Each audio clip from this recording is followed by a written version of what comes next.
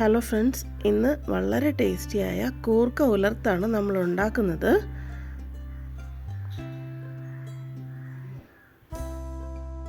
ഇതിനായി നന്നായി ക്ലീൻ ചെയ്ത് മുറിച്ച് വച്ചിരിക്കുന്ന കൂർക്കയെടുത്ത് അതിലേക്ക് ആവശ്യത്തിനുള്ള ഉപ്പും മഞ്ഞളും ചേർത്തു.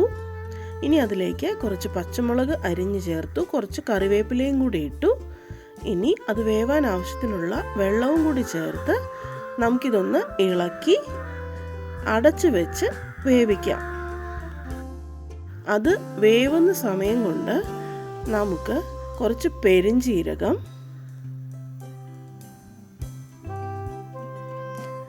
5-6 ഉണക്കമുളക്, 1 ടീസ്പൂൺ കുരുമുളക്,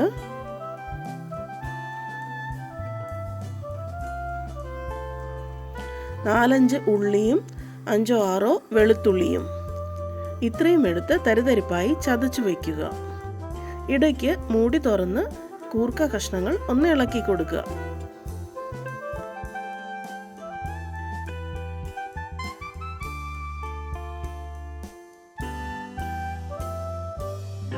വെള്ളം ഏതാണ്ട് പറ്റി അത് കൂർക്ക ഏതാണ്ട് വെന്ത് തുടങ്ങുമ്പോഴേക്കും നമുക്കിത് ഓഫ് ചെയ്ത് വയ്ക്കാം.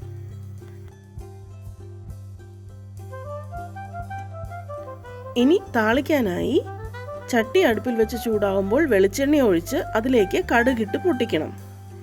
ഇനി അതിലേക്ക് നമ്മൾ അരിഞ്ഞു വെച്ചിരിക്കുന്ന സവോളയും കറിവേപ്പിലയും ചേർക്കുക. സവോള നന്നായി വഴന്നു വരുമ്പോഴേക്കും നമ്മൾ ആദ്യം എടുത്ത് തരിതരിപ്പായി ചതച്ച് വെച്ചിരുന്ന ആ കൂട്ടും കൂടെ അതിലേക്ക് ചേർക്കുക. ഇനി ഇത് നന്നായി ഒന്ന് ഇളക്കി മൊരിച്ചെടുക്കുക. അത് മൊരിഞ്ഞു വരുമ്പോഴേക്കും അതിലേക്ക് 1/2 ടീസ്പൂൺ മുളക് പൊടി കൂടി ചേർത്ത് ഒന്നും കൂടെ അത് ഇളക്കുക. അതിനുശേഷം നമ്മൾ ആദ്യം വേവിച്ച് വെച്ചിരിക്കുന്ന ആ കൂർക്ക കഷ്ണങ്ങൾ അതിലേക്ക് ചേർക്കുക.